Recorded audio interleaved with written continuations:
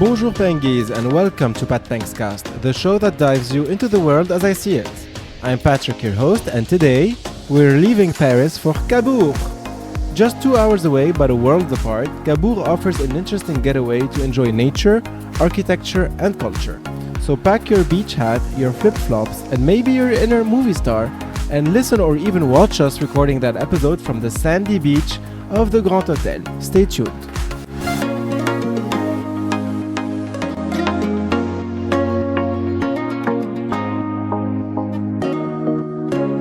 Bonjour, and welcome to episode 2 called Pause in Cabourg, the French Riviera of Normandy, of season 2 Paris on Pause of Pat Thanks Cast. You can watch the video episode on Spotify and YouTube. We are recording this episode on the beach, and I'm very happy to be joined by Paulin, an expert of Cabourg. Good afternoon, Paulin. How are you today? Good afternoon. I'm fine, and you? You are welcoming us in Cabourg, in the city of Normandy, as we already mentioned in the introduction. It's a city where your family lives, correct? Yes, I've been spending all the time, like every holidays here in Cabourg since I'm born, mostly in summertime. So and very nice place to visit and live in. As you can see in the background, by the way, Anthony in the backstage is filming. We can see the Grand Hotel. Yes, right. Actually, it's the Grand Hotel where Marcel Proust wrote the In Search of Lost Time, à la recherche du temps perdu. He called the city Balbec, but it's supposed to be Cabourg, and it's here that he wrote the book. So this Grand Hotel and the beach in front should be like the mood of the book he wrote. Oh, okay. This is where he got his inspiration, yes. Probably from this yes. Place exactly. And next to it, we have the casino, but you told me that it's going to move from here to yes. another place, right? Yes. It's gonna move to another bigger place in the city of Cabourg, and the place is gonna be used as a theater. Because it's a really nice theater in it. It was a theater before. It was. And actually, when you're playing to the casino today, you've got a really theater just around you. And it's really beautiful that they're gonna use it again as a theater. Okay. It really looks very beautiful in terms of architecture anyway. And also the Grand Hotel is very beautiful from the outside. And it's also very beautiful from the inside. We were walking a little bit and we were visiting earlier today and we took some shots inside and I'm going to show you the shots right here, right now. And it's really representative of La Belle Époque. That's like the beginning of the century. Mm-hmm. And when you're here in Cabourg, it's what I like. And you can feel the past. Yeah. It's still here. Nothing has really been changing so much, actually. Okay. It does really, it has a very authentic and vibe, the word that Anthony loves. As you can see also in the background, we have an umbrella and we have, the long chairs there with the sailor theme, just like my shirt. So yes. I'm kind of blending in the mood. Yes, coming to Cabourg with a marinière, so it's really cliche, but in the meantime, a lot of people do that, and it's really like fancy. I think it's fancy. It is fancy. It is very French. And for the ones who followed the season 1, I was wearing this shirt for the entire season. Now I'm back with it. So, but I do wash it from time to time. Don't worry about it. Sometimes. Yeah, sometimes. Maybe. It could be. Not sure. Okay, so Cabourg, as I heard as well, is known for being the city of romance, correct? Yes. It's a city of the romantics things like movies. So we have the festival, romantic festival movies, every year in June. So you have many celebrities, mostly French celebrities, I have to admit. But they selection, they get some movies that's supposed to be romantic, and they got some contest about it. You can see the actors as if you were in Cannes. It's a mini festival. It does actually look like the Croisette in Cannes in the French Riviera. It's kind of the French Riviera of Normandy. It's more quiet, maybe. It's much quieter, obviously, because Cannes is very busy. Especially the festival is much busier than the one here. But it does have this kind of feeling. If we walk behind this area of the beachfront, we will reach the beginning of the city and the main Main streets. Yes. And we start seeing actually the residential areas of the city, and this is where we get to see also the architecture of the villas. They have a certain name that you actually half timbered house. half timbered house. In French is à colombage. A colombage. So it's kind of like the structure is in wood and it's apparent. Yeah, a bit like your cellar suite. Like it's just timbered like that, just half timbered. We like everything like this in layers in the city. Yes. So it's really beautiful, and they are actually big. So I think it's like they are owned by one person. Like each villa is owned by one It's person. supposed to be. Maybe in the past it was, maybe now it's different. But as you walk in the city, not even just in the center, just on front sea, you can see many, many wonderful villa. And one of the game you can have here is just to walk down and just dream the life you could have in one of those villas in front of a sea. It is really beautiful. The architecture from the outside is really nice, but what about the inside? Have you been inside one of those No, villas? actually it's really private, and I hope it's still like protected. And there is a museum that is called Villa du Temps Retrouvé, the Refound Time, a reference to Marcel Proust's book. And in this villa, you got some interior decoration, what it could be.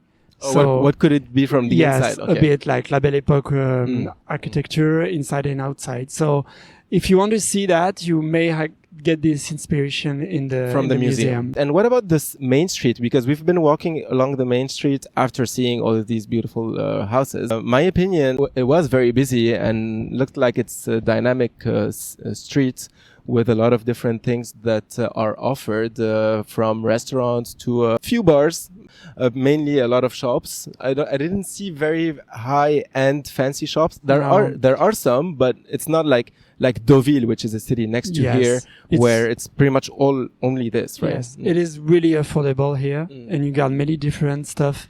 At the time, in the past, we got some really expensive shops that I think it was not working, as Deauville is really close to. It's 30 minutes driving. People prefer to go to Deauville for the luxury it's brands. not the same population. I guess here we have more like smooth bourgeoisie living here, and maybe a lot of tourists that coming from all around France. Maybe a lot of English people too that are crossing the channel. All right, because we are just just here Riviera over there. You can come by boat actually. Oh, you can come by boat from the UK. Just cross across the channel here. Okay, the channel means La Manche in French, Manche, which is the part of the sea that separates France from the United Kingdom. And one of the stores was selling drinks on the right side, and it was like food and roastery on the left side, and it's actually one family, right? Yes, it's one family that is here in the Cabourg since years. I could not tell how many years have they been here, but they are really famous and really nice too, which is for me, maybe I hope we can meet them just maybe we can meet that, them just after here, because they have a kind of the mood of Paris, that of Cabourg, sorry. Cabourg. Like the culture they have is really representative of the city. Okay. I'm interrupting this to let you know that after speaking with Paulin on the beach, I ended up interviewing the owner of the store on the main street. The main street is called Avenue de la Mer, by the way. The conversation with the owner was extremely interesting, so here it is. So we are just facing the store called Le Fils du Pauvre, and we are here with the owner of the place. So hello, how are you today? Merci, thank you so much. Obviously, when we come to Cabourg, the first thing that people would hear about the stores is your store is a place that is actually renowned. I want to ask you to give us a little summary about your stores. The story is very easy to understand. So it's called now Le Fils du Pauvre, but first of all was called Le Pauvre Danny, because Daniel was my father. When he was young, he had no parents, so put in orphelinat. I don't know what the English word for that, orphelinat, between 8 until 13 years old. Okay. He's at 13 years old. His grandma told him, "You will be a butcher." He worked very hard to have his store. When he could open his store, he written "Le pauvre Danny," the poor Daniel, the poor guy. That's the reason why. I'm not the poor guy. I'm the son of the poor in France. Le Fils du Pauvre. Okay. That's the name of the store. And then Few years ago, the mayor of Cabourg was Bruno Cacatrix, well known for the Olympia at Paris. He was the mayor of Cabourg, and all the first of the Olympia was turned here in Cabourg. My father was the traiteur of the casino, so he met a lot of people well known like Charles Aznavour and so on. He became the charcutier des stars, the star butcher, and then well known for that. I worked with him always. I practically born in the store, and then now it's my turn. Yeah. I have opened the wine store just in front. So Just there are two sides. Yeah, On the right side is the liquor side, the wine, the wine beverage store. side, and on the left side we have the the delicatessen, we can say that. You can see a lot of people every time. We try to do our best for that, and we continue. Yeah, I see that. It's always full, by the way. Since Yeah, we arrived this morning, and there are a lot of people coming in to the right side and to the left side. So if I want to just ask you a second and last question, Yeah. if someone wants to come to Cabourg and has as an intention to buy a very local product, either a product that is specific to your store or a product that is local from the area, what do you There is recommend? so many things to discover, but I've got one thing which is not especially well known, which is a cider of pear, which is called Poiré d'Honfleur. Why Donfront? Because Donfront is a city in the Orne department, well known for the pear, the place in Europe where we have the most of pear trees. Poiré, cider of pear. The city is Donfront. If you want the Poiré of appellation d'origine protégée, must come from Donfront. And this Poiré is like a cider, but very, very elegant. We call that le champagne normand. If you want to make the kir, for example, you can put a crème de cassis, for example, and you make the champagne normand. But very nice to drink like that, also not especially with crème. This is incredible. But so many things, like my distillery. I am a distiller also, and I produce all the produce you can see there. I make the only absinthe of Normandy. I make a vodka, 2 vodkas. A new one getting old in Calvados cask. Oh wow! Okay. Unique. Yes. And also make a gin. I make 2 rums, whiskeys, and a lot of liquor, like this one, which is with edelflower. Well known, like we say in French, le Spritz Saint-Germain. It's with a liquor of edelflower. I make one. I record myself the edelflower. Liqueur de sureau. In French, liqueur de sureau. What you can see here is the pollen. Because we record ourselves the flower. Only in May or June. For example, I make a limoncello. You're going to say, wow, limoncello. Because there is no AOC. Our friends from Italia have They no didn't AOC. protect They didn't protect their liquor, so we can also make limoncello. But the lemon, we record themselves also in a city which is twin with Cabourg in Italy, Terracina. You can see that there is many things to discover in Normandy, of course, mostly in my stores. Of course. Thank you so much. Came. Obviously, there's a lot of things to discover, so if you're passing by the city, do not hesitate. Thank you so much for welcoming us Je today. vous en prie, you're welcome. Have a good See you day. again. Thank you. Bye-bye. Bye. Okay, so now back to my interview with Paulin on the beach. What about this mini golf? I saw it earlier. So Actually, it's one of my favorite activity is doing the mini golf. It's one of the fanciest mini golf I've ever seen. It did look like. I took some shots also, you can see them. Yes. And it's fancy and it's complicated. And in the meantime, you have a lot of fun in it and you can have a drink and the mini golf and it's really in front of a sea. Yeah. So I think I've been spending so much time over there and I really like it. It does look different than the regular mini golfs that you can see around the country. I'm interrupting the interview with Paulin again, just to tell you that after the interview, we also went and we played in the mini golf and we spent the entire afternoon. It is amazing, as you can see in the videos that I'm showing you right now. I really recommend you to go and play in the mini golf. It is so fun, really. The level is suitable, whatever your level of expertise is, whether you're a beginner or an expert in mini golf, you will be enjoying it for sure. I'm pretty sure. So it is really recommended. I really loved it. Now back to the main interview with Paulin on the beach.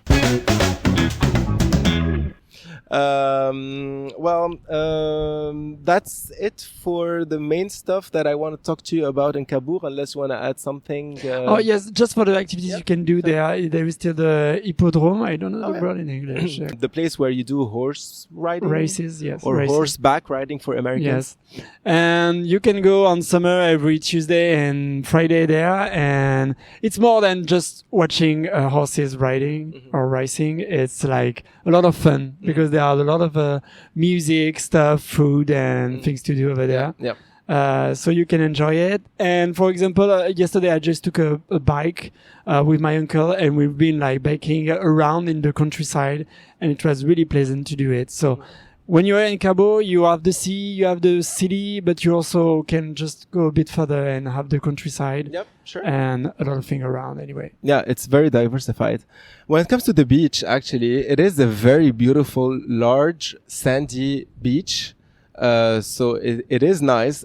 Today, as you can see, the weather is a little bit windy and it's not the best weather. However, we are in Normandy, so it's kind of yes, fine. kind of People normal. are used It's to... not the worst weather. It's not the worst I have to weather. say it. I mean, we're not in the south of France. We're not in Spain. Obviously, we are not going to have a full summer with sunny days and high temperatures. So it could be good news for some people, could be bad news for others. So it depends on what you're looking for. Look at us here. We are sitting at the beach. We are under the sun. We're not suffering from the heat. And some of the courageous people are still, having a swim, a dip in the there are water. always people swimming, whatever the weather whatever is. the situation is. Yes, but it's actually good when you have kids, for example, because you can spend a lot of time on the beach and you don't suffer from the heat stroke. The heat, yes, and even yourself, like you can enjoy a lot of time on the beach, not suffering so much. From exactly. the heat. And not worrying about the sun and the heat. Yes, and as you said, it's very large, so you don't have to be so close to the other people when you just lay down. Oh, definitely. I just come from Nice, and I really appreciate the city, but the beach for me, we narrow. are just all so tight, too close to each other. Exactly. And I appreciate when I'm coming here to have a sand, actually. Yeah. Because it's not sandy in the south. Yes, it's sometimes it's rocky. Yeah. But here you have the sand, you have space, and you can kids can go around, and you can. You can be in peace. And you have la marée basse, la marée haute. Yes. I think it's high tide and low tide. So in the north of France, you do have, this phenomenon that is very important. Very important, unlike the south of the city. So now Anthony is showing you, this is a medium tide, but when we first arrived in the morning, the water was all the way to the front of, really close to where Anthony is filming. Now, as you can see, the waterfront has pushed back, and I think it still will continue pushing back. It will go further. It will go even further away. Yeah. So it's very impressive to imagine the quantity and the amount of water that is moving up and down with this tide. Yes. Yep. In a few time. So you never know. You have to check the schedule of the sea, but you never know it's gonna be really far or really close. But in both of situations, you can enjoy it. Yep. When it's far away, you can have playing with your kid in the sea, and when it's really close, you can have some waves and enjoy it. Yep. Yeah. Pretty safely. It is nice, and it's very impressive, by the way. So that's about Cabourg. Now, not too far from Cabourg, we also have 3 other cities that could be interesting, and they are all 3 of them also in the region of Normandy. So we have Honfleur. Honfleur is it has a nice port area or a pier, right? And it's more of like you walk around the city, you walk around the port area. You can take some pictures, but it's what else can you do in Honfleur? Oh, for me, it's a fancy place to see once, maybe twice in your life. But in my opinion, I think it can be complicated, like to park. When you arrive, it can be really busy in the summer, for example. Okay. So if you go to Honfleur, choose like not to go in the moment like everyone is going there. Oh, okay, good. Yeah. Try to choose the beginning of the spring or the end of the September, maybe. Okay. Something like end that. Of the summer. Because the thing you want to avoid is to be to go in a crowded place. Like you can go to a restaurant, you can park, and you just have because the port to... you exactly it, because the only time I went to Honfleur, we actually faced this issue. We couldn't eat or like sit down and have lunch in a restaurant in the hour that we needed to. Yes, there is no point to be stressed when you go somewhere like that. Exactly. Exactly. And the two other cities, Deauville and Trouville, and we usually, when we talk about Deauville, we also talk about Trouville. Usually it goes, they go together because they are two cities that are close to each other. There's only a bridge that separates both cities. However, they are very close to each other, but they are in two different worlds. If it seems like. So Deauville, correct me if I'm wrong, from my impression when I visited it and from what I heard, is that it's a very glamorous kind of chic environment where you can find all the high-end restaurants and high-end boutiques and very fancy manners, correct? Yes, but really expensive too. Really expensive. So for me, I really appreciate Deauville, like going out sometime when I get bored in Cabourg. But in the meantime, it's kind of superficial when I go for a day. Everything is expensive and I can hardly spend a lot of time over there without getting bored. But as you said, Trouville is really closed, and you can, usually when I go to Deauville, I cross the bridge and I go to the restaurant in Trouville, which is really, for me, more affordable, more nice, and so I go there. And you eat... I eat in Trouville. You eat in Trouville when I have to sleep somewhere. Okay. And I go back to Deauville because there is no beach at Trouville. The beach is at Deauville. And seafood, you eat seafood in Trouville? Is it? Yes. No, it's apparently it's very known for seafood. Yes. Yeah. As you just hit some today. Yeah. In Cabourg, you can find some in Trouville. There's too, a seafood market, yes. and it looks like it's something that is it's very really known in the city of Trouville. So Trouville is a little bit more it's not a little bit more, it's way more laid back than Deauville. Deauville, depending on what you're looking for, if you are looking for the fancy environment and luxury and you have the right to look for that, then Deauville is the right place for you.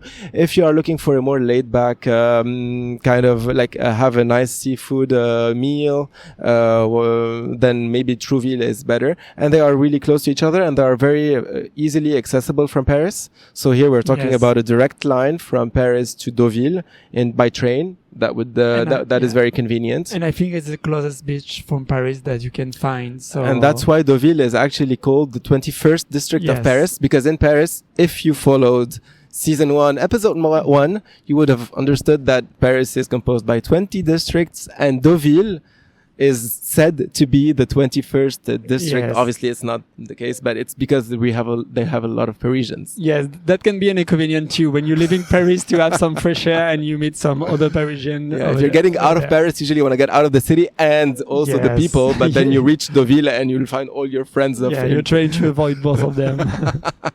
Trouville, which is just next to Deauville, you won't have this feeling. So we recommend anyway. Once you're in Trouville, you can go to Deauville, and once you're in Deauville, you can go to Trouville. So just do both, and you'll make your own opinion about it.